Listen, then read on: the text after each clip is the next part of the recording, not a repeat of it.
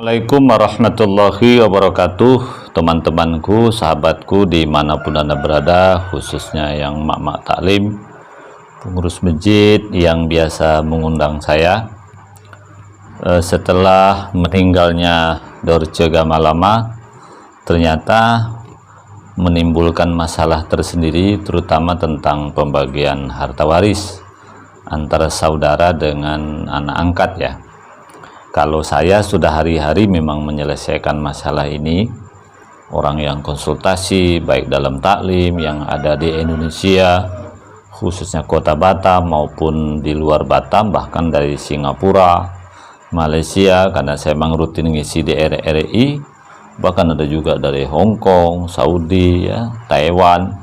Ya maklumlah ketika saya siaran di RRI, itu mereka banyak mendengar melalui live streaming atau nonton YouTube saya.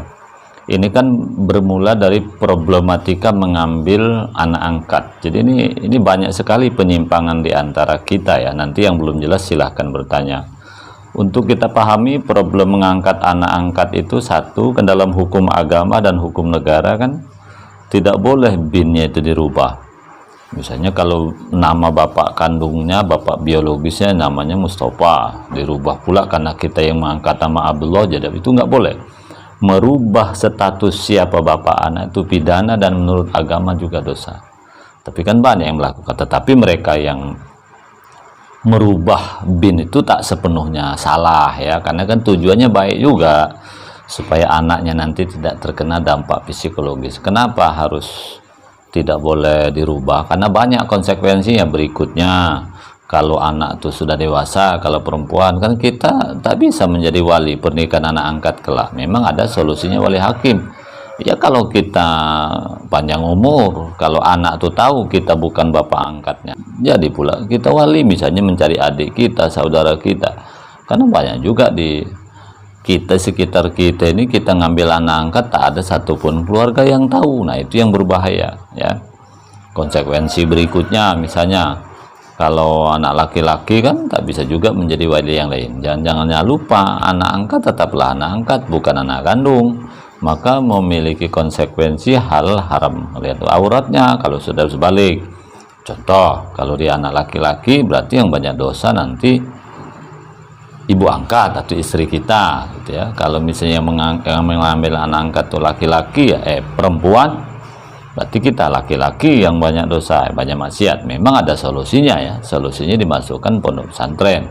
Nah, itu kan persoalannya kalau anak mau. Kalau tidak mau ya tentu ada jalan lain ya. Memang bisa mengambil anak angkat sudah seperti anak kandung, bisa. Ada dua jalannya. Pertama, susui dia dari kecil, dari sebelum 2 tahun. Tapi kan tentunya kalau istrinya bisa menyusui, artinya bisa melahirkan. Kalau mandul kan tidak bisa juga keluar air susu. Ini solusinya itu tadi ya. Tapi dengan catatan anak itu belum 2 tahun ya. Kalau ngambil anak angkat sudah usia 30 tahun, nyusu pula dengan bini kita, mana bisa. Ini sebelum 2 tahun. Nah, atau ngambil anak dari keluarga, anak angkat keluarga. Ya misalnya keponaan, tapi ingat batasan keluarganya harus dekat ya. Artinya yang secara hukum agama dia tidak boleh dinikahi, itu boleh kita jadikan anak angkat itu, misalnya anak adik.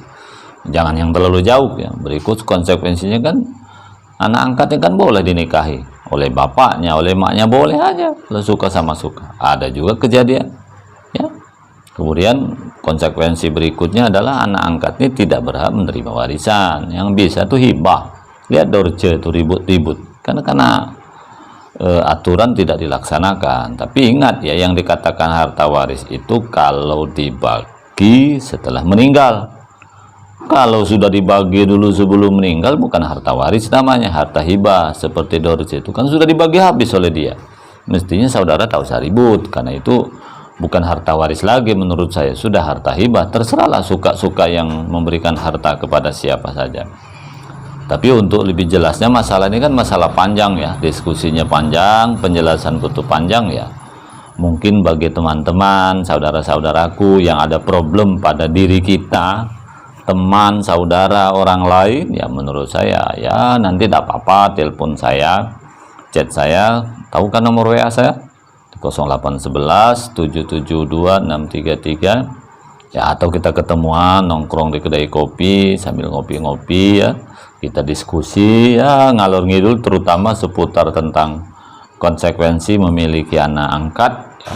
Nah, tetapi kalau ibu-ibu taklim, pengurus masjid atau lembaga-lembaga tertentu ingin memberikan penjelasan kepada jamaahnya, boleh hubungi saya juga, tidak apa-apa ya. Mudah-mudahan tentu ada manfaatnya, supaya yang kesalahan-kesalahan banyak terjadi di masyarakat, mungkin pada diri kita ya, pada saudara kita, pada teman-teman kita, tidak terulang kembali. Saya kira itu kawan-kawanku, mudah-mudahan manfaatnya. Cukup sekian, wassalamualaikum warahmatullahi wabarakatuh.